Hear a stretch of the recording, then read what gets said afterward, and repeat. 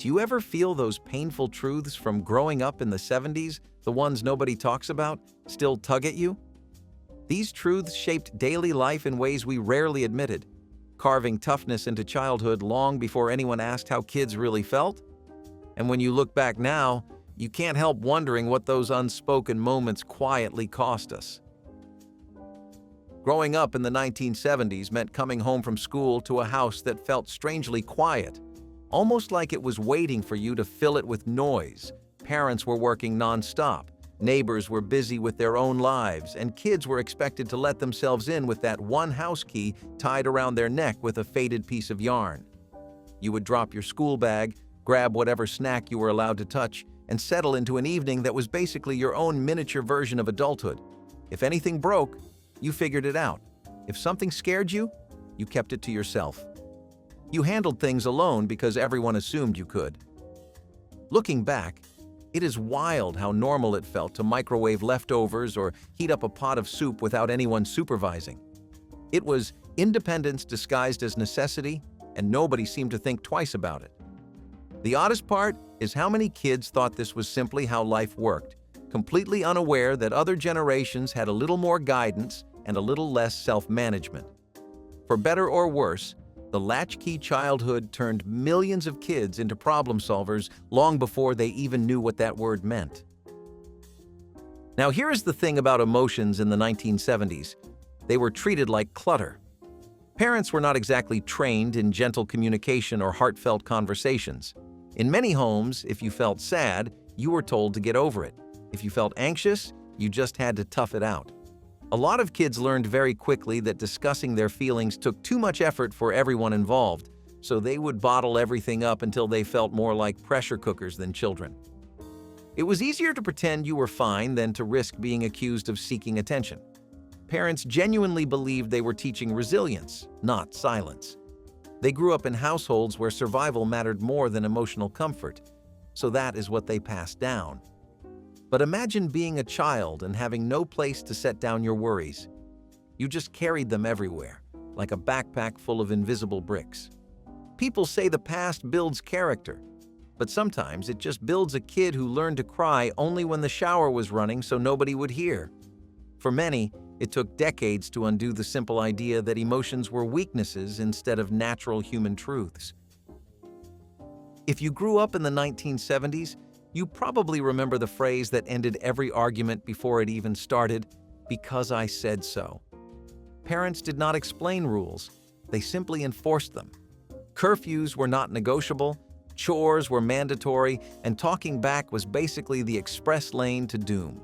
It sounds dramatic now, but this kind of authority was simply the air everyone breathed.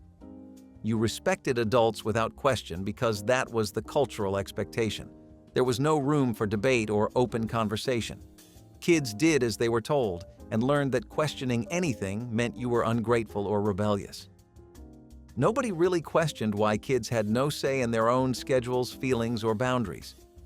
If your parent told you to finish your vegetables, do your homework, clean your room, and be in bed by 8:30, well, that was that. No negotiations, no bargains, no discussions.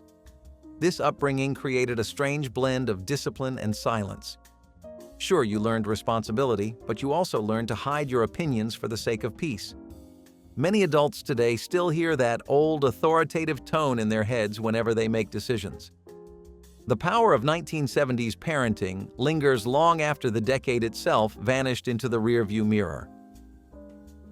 Divorce in the 1970s was a whispered topic, the kind that lived between closed doors and hushed conversations on the front porch.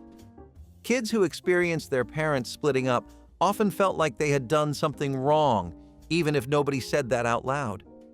It was a label, almost like a mark, that followed them everywhere.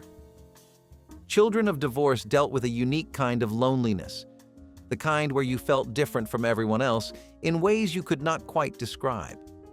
Even sleepovers and birthday parties sometimes felt awkward because adults treated you just a tiny bit differently, as though your home life made you fragile or unpredictable.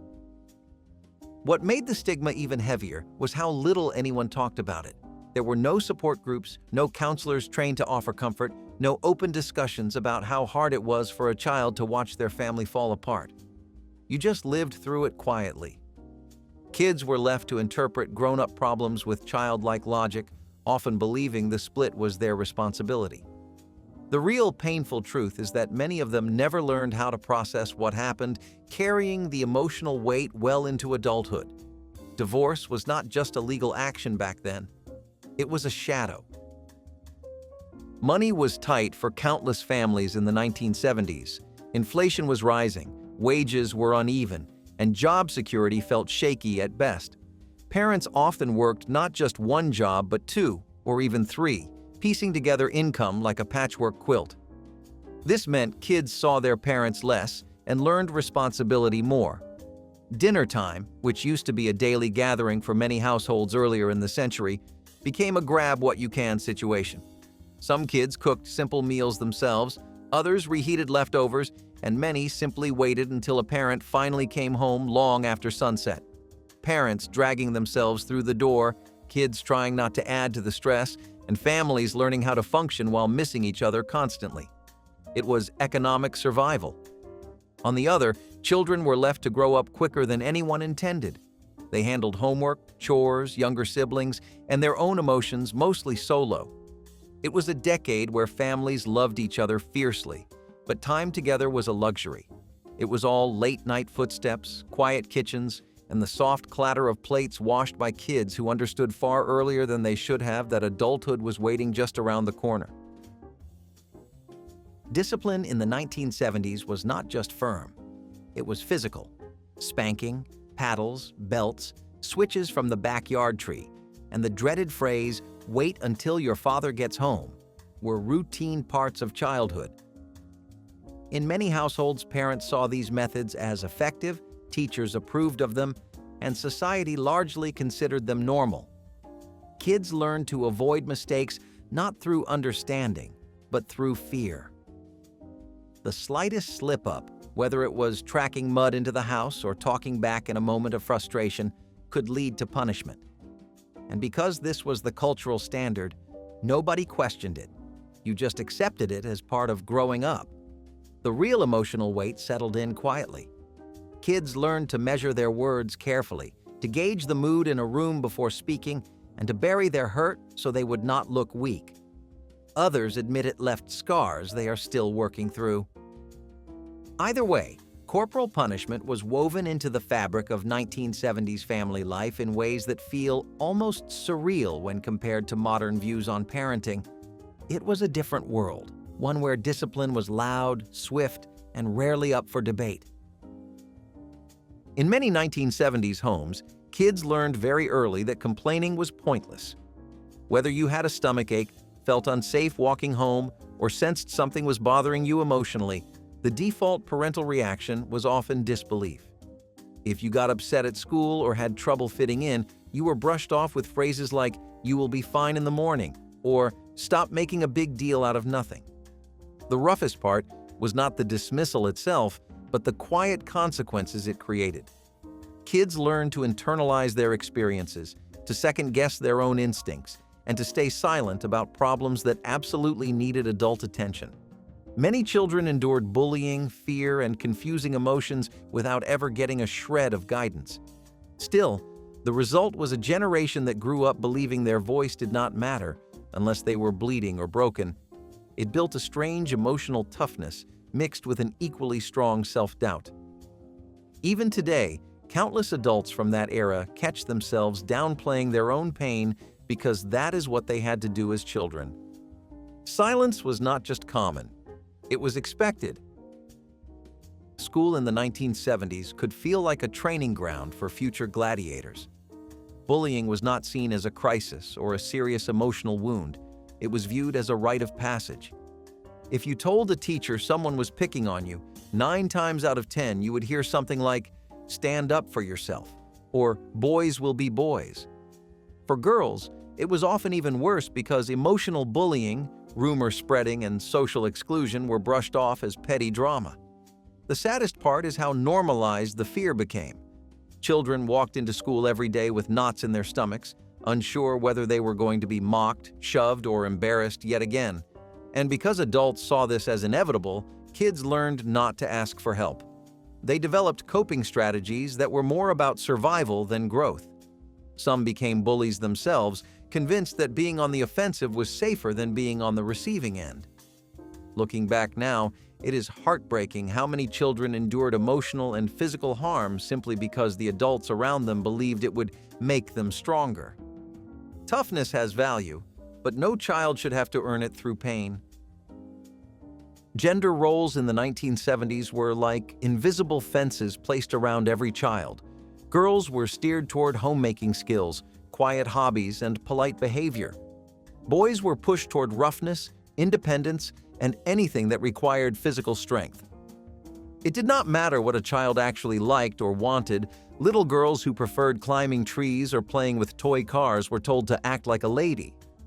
Boys who enjoyed drawing or reading quietly were mocked for being soft. Parents, teachers, and television all reinforced a script that felt unbreakable. These expectations seeped into everything, from classroom projects to chores at home. Even clothing reinforced the separation. The painful truth is that countless kids spent their entire childhood feeling out of place in their own skin because their natural interests did not match the expectations pinned onto them. They learned to hide the parts of themselves that did not fit the mold, shaping their personalities around rules they never agreed to. Many adults today still feel echoes of those early restrictions when they choose careers, hobbies, or even clothing. Those gender rules were stronger than people like to admit. There was an odd expectation in the 1970s that kids needed to grow up fast, almost as if childhood was something to rush through rather than savor. It was about acting older, tougher, and more worldly than you actually were. Kids pushed each other to pretend they were not scared of anything, to handle situations that were way beyond their years, and to hide any sign of vulnerability. The result was a generation of children performing adulthood long before they understood what adulthood even meant. And if you showed fear or hesitation, you worried about becoming the target of jokes or judgment. Some kids tried to impress peers by taking risks, and many by acting like miniature grown-ups with opinions far heavier than their age deserved. Looking back, you cannot help but wonder how many children lost pieces of their true selves trying to keep up with expectations that were impossible to meet. Childhood should be soft, curious, and safe. For many in the 70s, it was a stage performance instead. Growing up in the 1970s meant stepping outside and entering a world that practically raised you itself. The moment the door closed behind you, the neighborhood became a giant map of adventures your parents never fully knew about. Kids roamed blocks, fields, creeks, and abandoned lots like miniature explorers who operated under one sacred rule: be home before the streetlights turned on. Parents did not hover because hovering simply was not a thing yet. Adults trusted that the world was safe enough and that kids could figure things out as they went. They built ramps that should not have held any weight, climbed trees that looked one gust of wind away from collapsing, and wandered into spaces that would give modern parents heart palpitations. You learned a strange combination of independence and caution because survival depended on it. If you scraped your knee, you rinsed it with hose water. Looking back now, it is astonishing how much responsibility rested on such small shoulders. What felt like freedom back then carries a kind of bittersweet sting today, because you realize how unprotected you truly were. Still, those unstructured afternoons shaped an entire generation. Families in the 1970s had no idea their houses were practically wrapped in danger disguised as home improvement. Parents proudly installed carpeting that released fumes, tiles containing fibers nobody could pronounce, and insulation that would make modern safety inspectors faint. Asbestos was treated like the superstar of construction materials, not the hazard we now know it was. People simply trusted manufacturers because trust was easier than suspicion. Kids crawled, jumped, rolled, and played on surfaces that seemed harmless, but hid more chemicals than a science lab. You breathed in whatever those materials released, slept inches away from them, and touched them every single day without realizing you probably should not have. They never imagined those trendy updates would one day be linked to health risks that would haunt entire communities. It is strange to look back and realize how little information families had and how confidently they moved forward anyway. The 70s were full of bold colors and fashionable decor, but some of those designs carried invisible costs nobody knew to fear. The appliances inside homes during the 1970s were the stuff of legends, dangerous legends. Everything from blenders to heaters came with risks that today would send companies scrambling for legal protection. Space heaters glowed ominously, daring you to come too close. Fans had blades sharp enough to slice paper, and televisions delivered static shocks if you touched the wrong part. Parents shrugged and reminded you to be careful, which was the entirety of safety training back then. Kids learned quickly that appliances demanded respect, caution, and sometimes a little fear. Washing machines shook so violently during spin cycles they looked ready to escape the laundry room. Yet families relied on these machines every day, convincing themselves that if nobody died, everything was functioning normally. Children adapted to this unpredictable environment like seasoned electricians, knowing exactly which outlets sparked and which knobs could burn your fingers. It is almost impressive how casually everyone accepted the hazards. Looking back, the miracle is not that these appliances existed, it is that so many kids grew up unharmed despite living in houses filled with electrical surprises. Winter in the 1970s felt like living beside a barely controlled flame. Kerosene heaters hummed in living rooms with a scent that was equal parts warmth and chemical warning. Wood stoves glowed behind thin metal doors, sending sparks across the floor whenever someone opened them too quickly. Parents trusted these heating methods completely, even though they sat in the house like tiny fire hazards, waiting for the wrong move. Kids were trained to keep their distance, almost like the heaters were moody relatives you should not upset.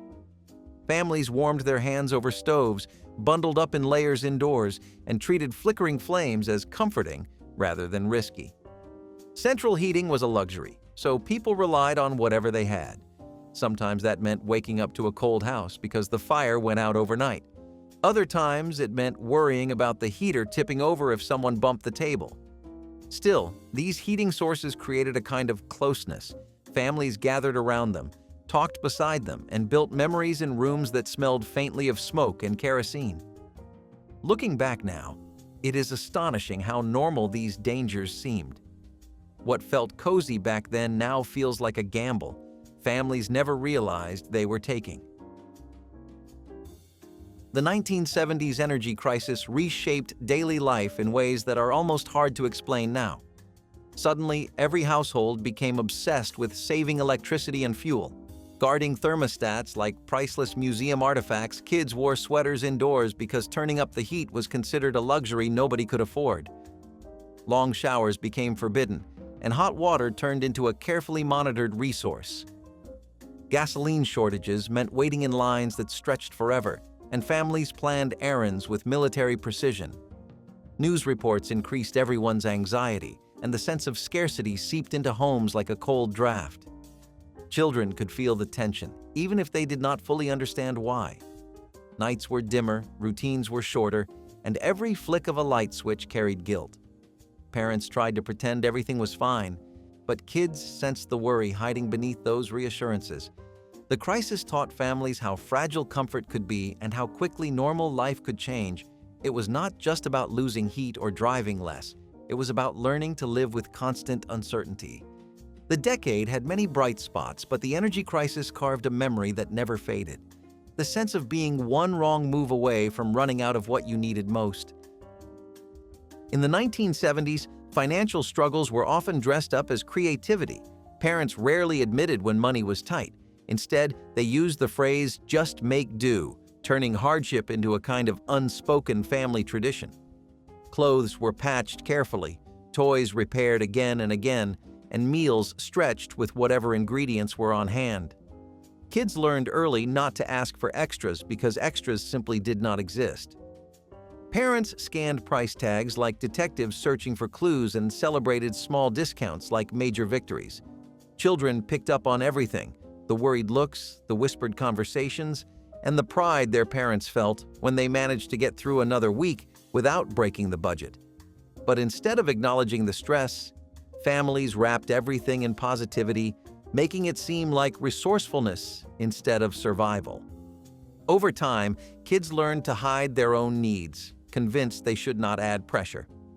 That habit followed many well into adulthood, shaping how they handle money, requests, and sometimes even relationships. The phrase, "just make do," came from a place of love, but it carried invisible weight. It built responsibility and resilience, yes, but also taught an entire generation to face financial fear quietly, without ever admitting it aloud. If you were a kid with dyslexia, attention challenges, or any learning difference in the 1970s, school felt less like education and more like punishment. Teachers had limited understanding of learning struggles, and patience was not exactly part of the training manual. If you fell behind, adults assumed you were lazy, distracted, or simply not trying hard enough. Kids who needed support instead received lectures, raised voices, or extra homework meant to fix the problem.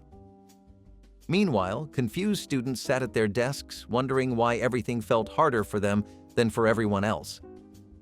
Parents were often told their child lacked discipline, and kids absorbed those labels like they were permanent truths. Some students hid their struggles behind humor, while others shrank into silence, praying they would not get called on. The worst part was that nobody recognized the potential buried beneath those challenges. Bright, creative children grew up believing they were failures because no one knew how to teach them differently. Looking back, it is heartbreaking how many kids were left behind by a system that did not understand them. These struggles lingered long after graduation, shaping self-esteem and confidence in ways that are still felt today. Gym class in the 1970s was a weekly exercise in exposure. If you were athletic, it felt like a playground. If you were not, it felt like a spotlight shining directly on your insecurities. Rope climbs forced kids to dangle above the floor like frightened cats while classmates watched. Dodgeball turned slower kids into targets the moment the whistle blew, and then came the public weigh-ins, the weekly measurement ritual nobody asked for, where every number became instant gossip. Teachers did not mince words, they barked instructions, called out mistakes, and treated gym like basic training. Kids who excelled were praised loudly, while everyone else tried their best not to be noticed. Many students faked illnesses or begged for nurse passes to escape the humiliation. What should have been a class about movement and health became a performance of strengths and weaknesses. Those memories stuck. They shaped how kids viewed exercise, their bodies, and even their worth. Adults today laugh when remembering dodgeball games, but the emotional bruises left behind were sometimes far worse than the physical ones. Gym class may have been only 45 minutes, but its impact lasted far longer. Privacy was practically non-existent for kids in the 1970s. School nurses announced your weight out loud. Teachers read scores in front of the class. Doctors asked personal questions with half the waiting room listening. Children learned to accept embarrassment as a normal part of growing up because there was no alternative. Standing in line for school checkups meant watching your classmates step onto the scale before it was your turn, knowing everyone heard the number. Report cards were handed out publicly, and discipline notes were sometimes read aloud. Even sensitive issues were addressed where anyone could overhear. Kids had no say in who learned what about them. It built a strange emotional resilience, the kind that teaches you to endure discomfort rather than question it. Many adults today still remember the sting of those moments. The awkwardness, the shame, the helplessness. Privacy rules have changed dramatically since then, but the memories remain sharp.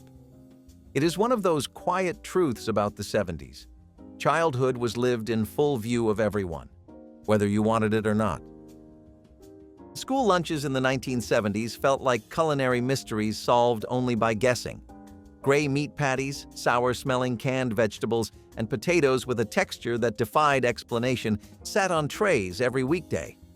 The smell alone warned kids that lunch was more about survival than enjoyment. Nutrition guidelines were loose, and kitchens did the best they could with whatever bulk ingredients arrived. Children poked at objects that were supposedly chicken or beef, but looked nothing like either. fruits drowned in syrup, milk was warm half the time, and bread could double as a doorstop. For some kids, this was still their most filling meal of the day, so they ate it without complaining. Others swapped items like they were bargaining for treasure. Teachers encouraged everyone to finish the food, even though the food felt like it was fighting back. It is funny how people look back now and laugh about those meals, but the truth is that cafeteria food shaped how kids viewed nourishment. It taught them that not every meal brings comfort, and sometimes you just endure what is placed in front of you. The 70s cafeteria was its own unforgettable experience, equal parts hunger, hope, and mystery. Growing up in the 1970s meant television was a kind of wild frontier where kids watched whatever happened to be on, whether it was meant for them or not. Parents did not hover with remotes in hand because nobody thought media needed protecting from. Children's programming was limited, so when the cartoon hour ended, you were tossed straight into crime dramas, gritty detective shows, and movies that had themes way above your emotional pay grade. You would be sitting there with a bowl of cereal watching a storyline about betrayal, violence, or heartbreak, without fully understanding why the adults in the scene were yelling at each other. Nobody pressed pause to explain anything. The television simply kept going, and you absorbed whatever emotions it threw at you. It created this odd mixture of innocence and worldliness, like kids were collecting puzzle pieces to adulthood long before they knew what the picture was supposed to look like. Looking back, it is incredible how casually kids were exposed to things we would now consider way too heavy. But back then, the rule was simple. If it was on the screen, you watched it. If you were a kid in the 1970s, you probably remember those terrifying public service announcements that aired right between your favorite shows. One moment you were watching cartoons, and the next you were staring at a grim warning about strangers, fires, drugs, or some other danger delivered with the emotional subtlety of a horror film. These messages were not gentle reminders. They were full-blown attempts to frighten children into obedience. Smoky-voiced narrators, dramatic reenactments, and ominous music turned every lesson into a do-not-test-your-luck moment. Kids would sit frozen on the couch, clutching their snacks while imagining every worst-case scenario. Parents assumed these announcements built responsibility, but they mostly built anxieties. Kids never knew how to name. You were taught to be constantly alert, constantly cautious, constantly aware of invisible dangers lurking around every corner. And because these warnings aired during children's hours, kids absorbed them without filter. They became part of your mental landscape, shaping how you viewed the world long before you had the tools to process fear. Those ads aimed to protect kids, but they often left them feeling haunted instead. A single household phone was all you had in the 1970s, and it sat in the most inconvenient, most public spot in the whole house. Privacy did not exist. If the phone rang, conversations unfolded in full view of whoever happened to walk by. Parents, siblings, grandparents, and sometimes even visiting neighbors could hear every word you said. The cord usually stretched only so far, so you would try to turn your back or angle your body away from everyone else, but it never helped. Someone always lingered nearby, pretending not to listen while absolutely listening. Kids learned to censor themselves, choosing their words carefully, skipping details, and ending calls early because one curious relative could ruin the entire moment. Even talking to friends about harmless things felt risky when your family could walk in and ask questions mid-sentence. But that was normal. No one thought personal space was necessary for children or teenagers.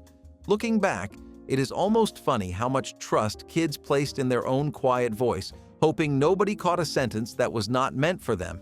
That phone taught you diplomacy long before you ever learned the word. School dress codes in the 1970s were like invisible fences that boxed kids into narrow expectations. Girls had skirt lengths measured by teachers who acted like rulers were sacred law. Boys were warned about hairstyles that crept too close to the shoulders, as if long hair were a national crisis. Clothing was not simply regulated, it was policed. Kids who stepped even slightly outside those rules were marched into the office, lectured, or sent home to change. It felt less like learning and more like constantly tiptoeing around a system determined to keep everyone identical. What made it worse was the uneven enforcement. Some students were called out while others slid by with barely a glance. It created this constant awareness for kids, making them pay more attention to what they wore than what they learned. And if you dared question it, adults would shrug and tell you rules were rules. Looking back, it is wild how much time and energy went into controlling children's clothing instead of nurturing creativity or confidence. Those dress codes were a quiet pressure everyone felt, even if nobody talked about it openly. In the 1970s, comparison was practically a parenting technique. Families spoke openly about which sibling got better grades, behaved better, worked harder, or seemed destined for greatness. Kids grew up listening to these running commentaries as if they were part of normal family conversation. Parents rarely meant harm. They simply believed comparison motivated children. But for kids, those constant yardsticks carved deep insecurities. You learned to measure yourself not by your own progress, but by how close you were to someone else's achievements. Kids hid their disappointment behind practiced smiles, trying to look unaffected even as their confidence slowly eroded. The truth is, most children did not need competition. They needed reassurance. But back then, reassurance felt optional, and comparisons felt automatic, shaping childhood in ways nobody fully understood until much later. You could think it. You could mumble it under your breath. But talking back out loud? That was a risk most kids only took once. The rule was ironclad. When an adult spoke, you listened. And if you had a problem, you dealt with it quietly. Rolling your eyes? Dangerous territory. Saying, "That's not fair," or "You're wrong?" Brace yourself. Talking back in the 1970s did not get you a debate, it got you a consequence. Parents were not looking to argue with you. They were looking to raise you. And part of that meant learning respect, not just for them, but for how to handle frustration. That kind of discipline might feel strict by today's standards, but back then, it was just how things worked. You learned to pick your battles. You learned to cool off. And maybe, over time, you learned how to speak your mind without turning it into a showdown. No talking back did not mean silence forever. It meant waiting until you could speak calmly and respectfully. That rule was less about power and more about teaching you to think before you spoke. A lesson a lot of adults today still need. The teacher's lounge in the 1970s had a smell you would never forget. Cigarettes, pipe smoke, maybe a hint of burnt coffee and chalk dust. That room was sacred ground for teachers and a complete mystery to students. You would walk by and catch a whiff of something sharp in the air. They kept the door closed, but the smoke always found a way out. Inside, teachers lit up between classes, vented about students, and passed the ashtray without a second thought. It was stress relief, culture, a break in a very long day. Nobody blinked. In fact, some schools even had ashtrays built into the furniture. And when substitute teachers were especially stressed, 2 cigarettes at once was not unheard of. This was decades before we fully grasped secondhand smoke or workplace health standards. Back then, it was just adult stuff. It would take lawsuits, national campaigns, and a major shift in thinking to change things. Now, smoking is banned on almost every school property across the country, even in your car in the parking lot, for good reason. But it still shocks people who remember it. The thick clouds, the stained ceiling tiles, the way your teacher came back to class with smoke on their sweater and breath. It is not just banned now, it is unimaginable. It was just a little old lady with a giant bun and a tiny hamburger patty. But in 1984, Clara Peller said 3 words that would shake the advertising world to its core. "Where's the beef?" she shouted, eyes narrowed, voice sharp. And suddenly the entire country could not stop repeating it. Wendy's had hit gold. This was not just a commercial. It was a cultural earthquake. It was parodied on late-night television, referenced in presidential campaigns, and printed on bumper stickers coast to coast. People were not just buying hamburgers. They were buying attitude. The ad turned fast food into theater and customers into critics. It questioned everything: value, honesty, expectations. And it did it in under 30 seconds. For a moment in time, a 3-word punchline became the nation's conscience. Then it faded, as all catchphrases do, but the genius of it stuck. We live in an era drowning in marketing, and still, no one ever quite topped Clara's gravelly challenge. The line is funny, sure, but it is also something more. It is a demand, a standard, a dare. In a world of hollow promises, maybe we are all still asking, where is the beef? Once upon a time, thumbing a ride was just another way to get around. You stuck out your arm, trusted a stranger, and ended up somewhere new. In the 1970s, hitchhiking was woven into the fabric of American youth culture. It was impulsive, bold, and strangely ordinary. Backpackers with handwritten cardboard signs, college students heading home for the weekend, young dreamers chasing concerts, freedom, or just a place to sleep that night. The road was a friend, not a threat. Of course, it came with risk, but so did living. Trust was the currency of the era. You paid with eye contact, conversation, and the silent agreement that we were all just trying to get somewhere.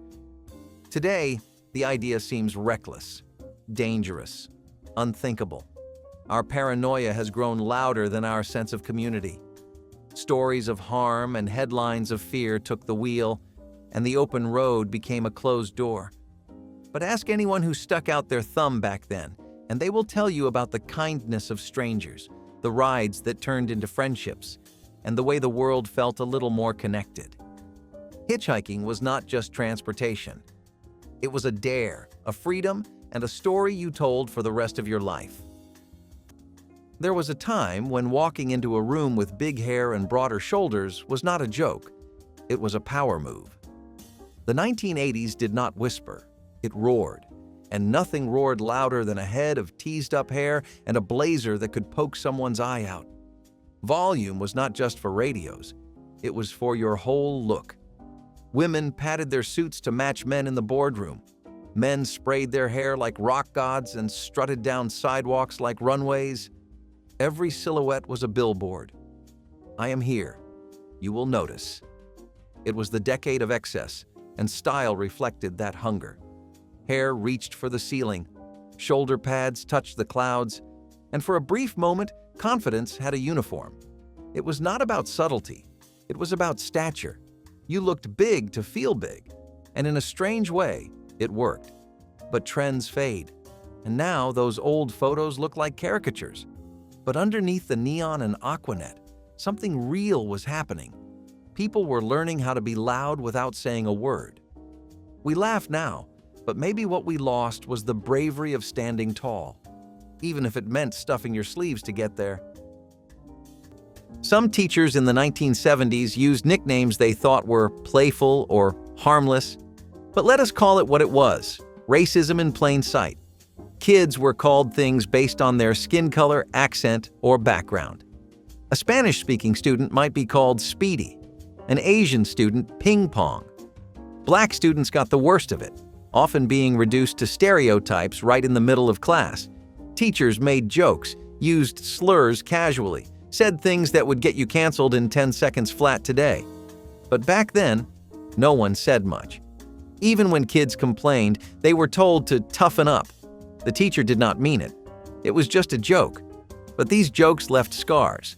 They made kids feel small, like outsiders, like they were only ever going to be what the teacher decided to call them. Today, we understand the deep harm this caused. Every school now has anti-discrimination policies, diversity training, reporting procedures.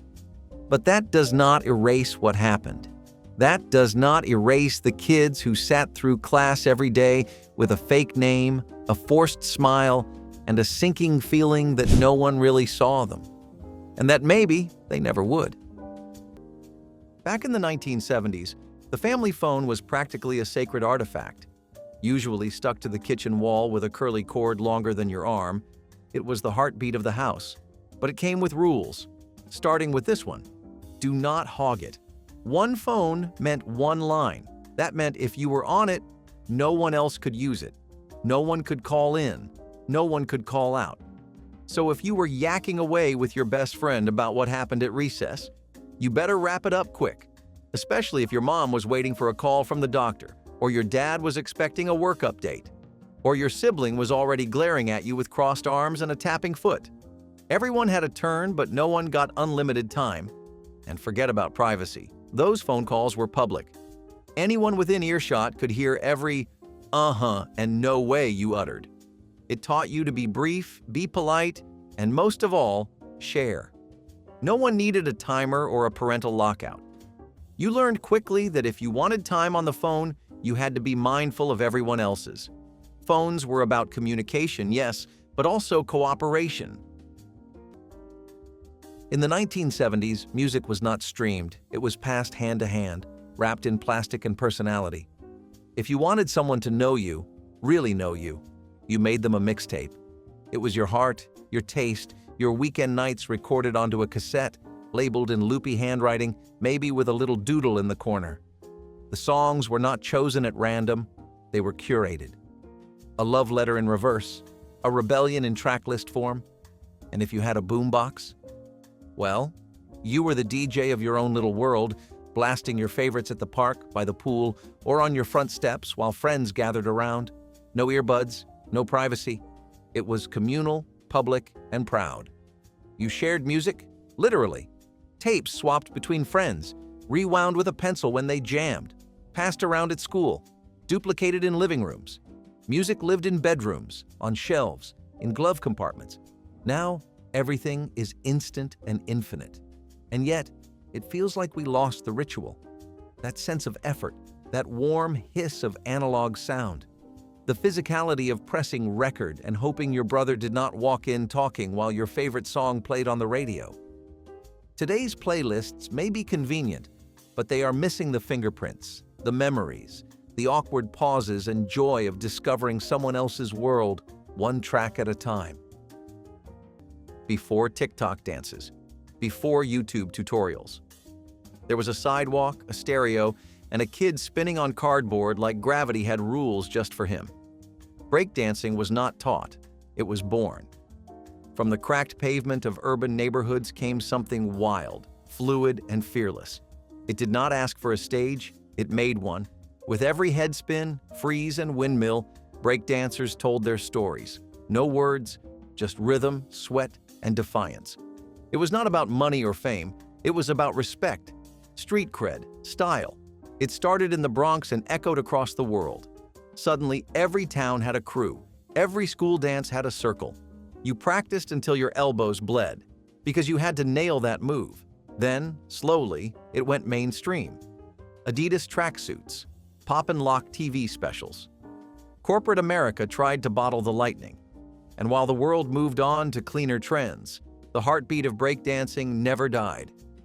We forgot it for a while, like a song stuck at the bottom of a playlist. But for those who lived it, who felt the concrete scrape and the music hit, it was everything. When did we stop dancing like we had something to prove?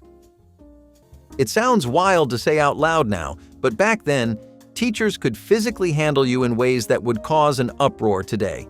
Getting your arm yanked hard enough to spin you around was just another Tuesday.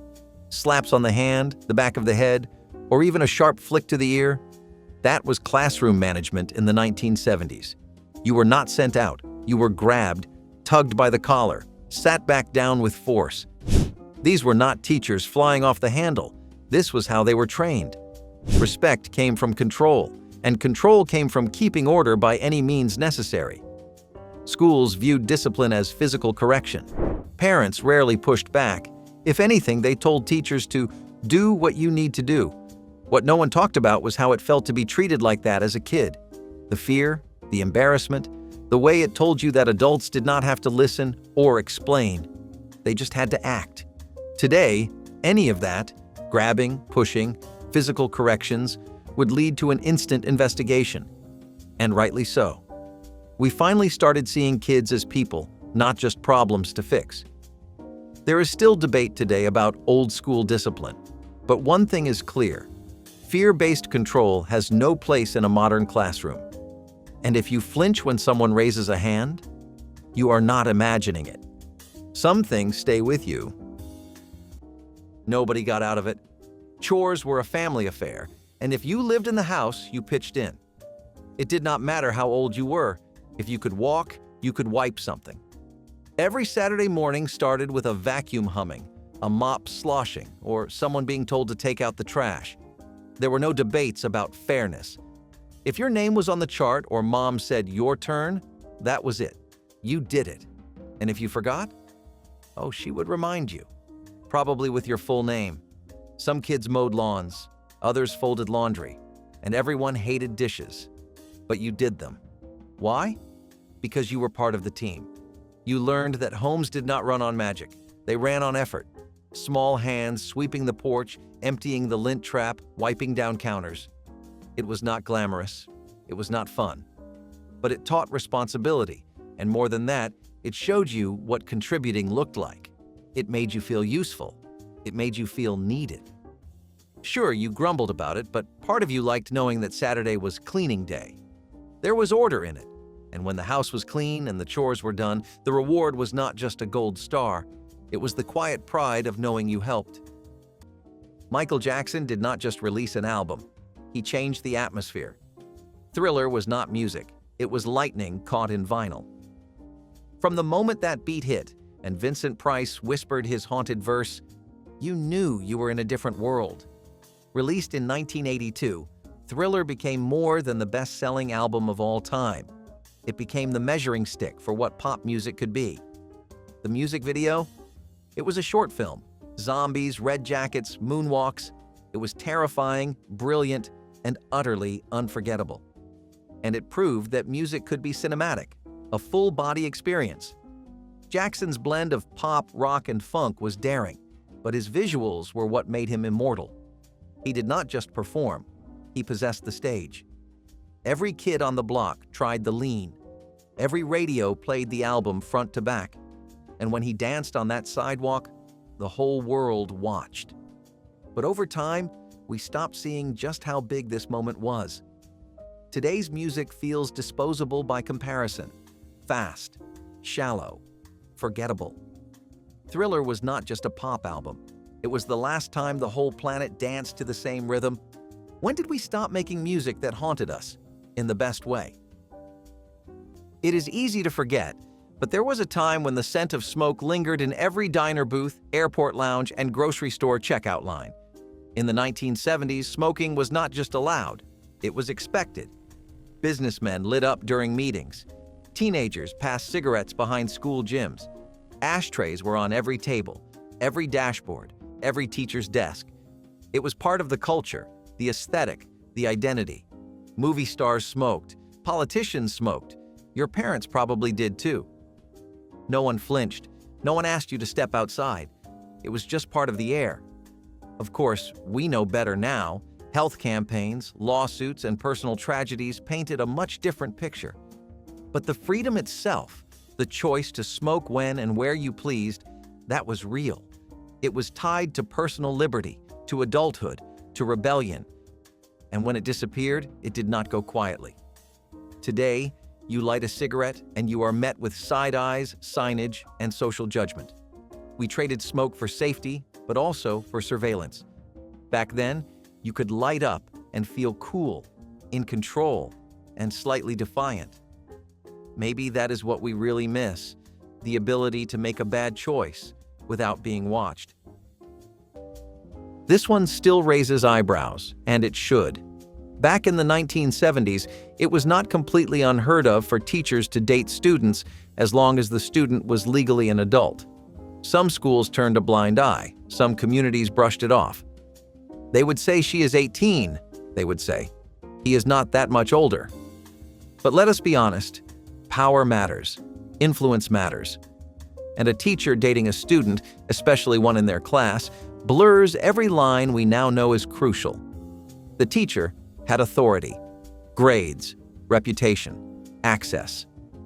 The student had pressure, confusion, and no idea how wrong it was. Schools did not have clear policies. Administrators looked the other way. Parents sometimes even supported it. But the damage was real. Even when it felt consensual, it was not a fair playing field. Today, this is a fireable offense, a criminal investigation, immediate headlines, because we finally understand what was always there an imbalance of power that no diploma can erase. For those who lived through it, it was complicated. Sometimes it felt romantic. Sometimes it felt like betrayal. Either way, it was never just a high school crush. There was no footnote, no explanation.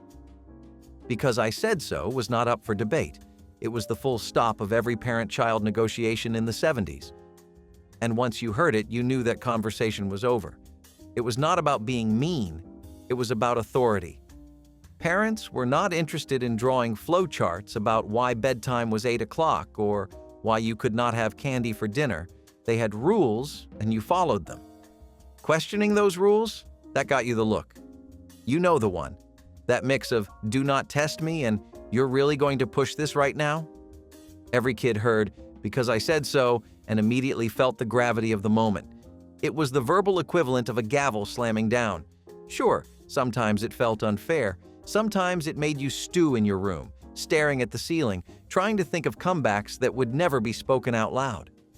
But in hindsight, it had its place. It created structure. It set boundaries.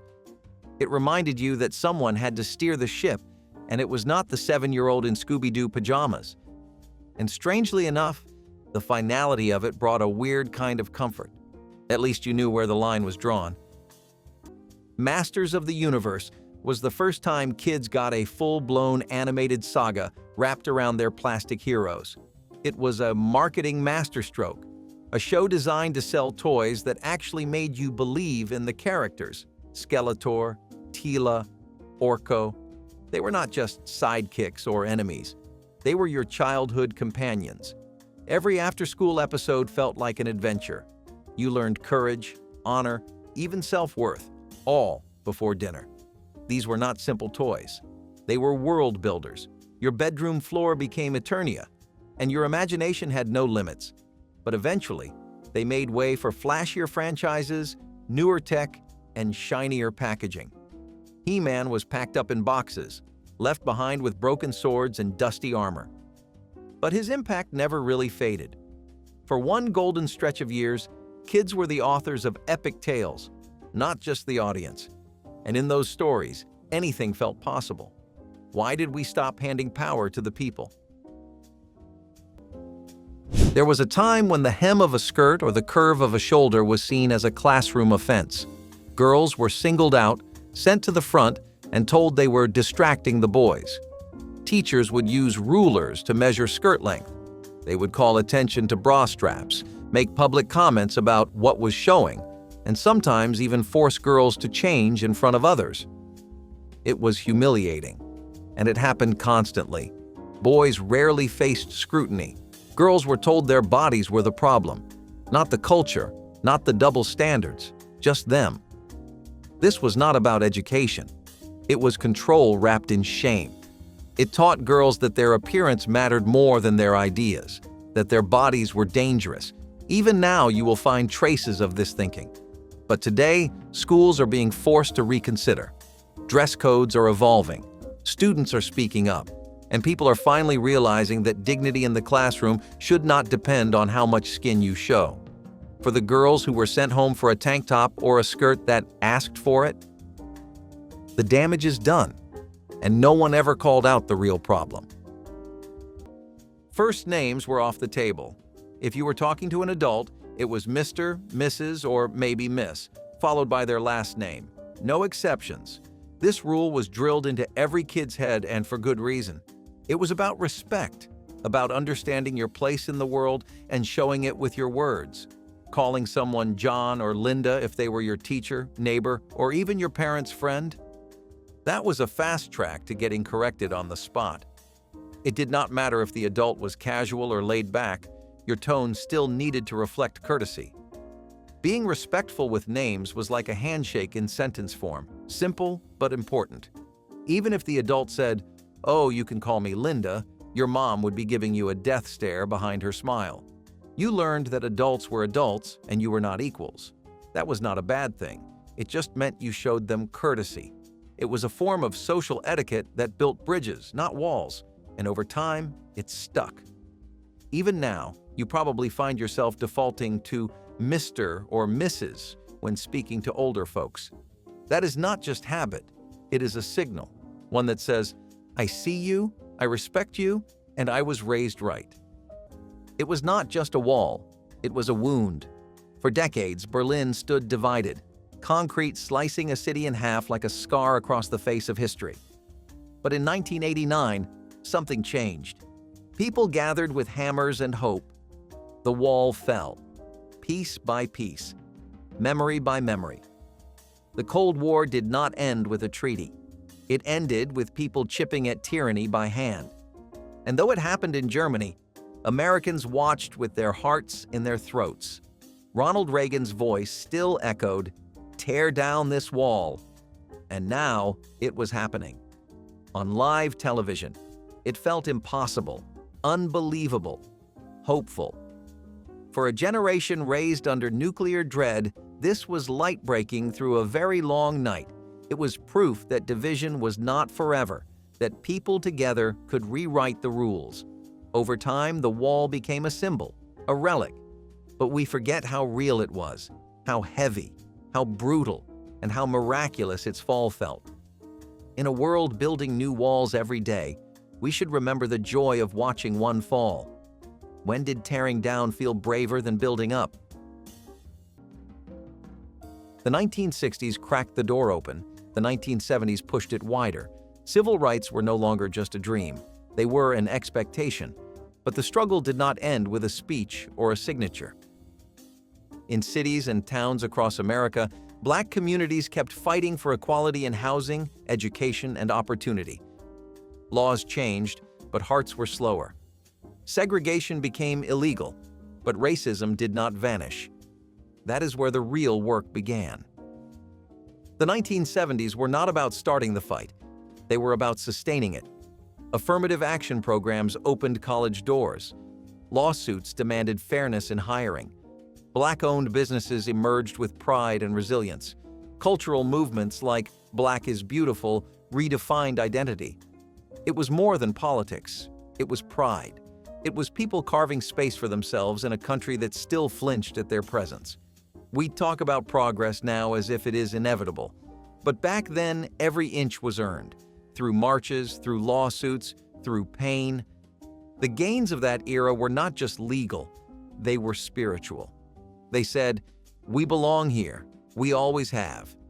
Today, we stand on the shoulders of those who kept going when the spotlight faded. But are we still moving forward? Or just remembering what others bled for? If your parents were hosting a dinner party or visiting relatives, you already knew the rule: be seen, not heard. That meant no interrupting, no making a scene, no running around the room with your arms flailing like a wild animal. You sat quietly, smiled when spoken to, and kept your hands to yourself.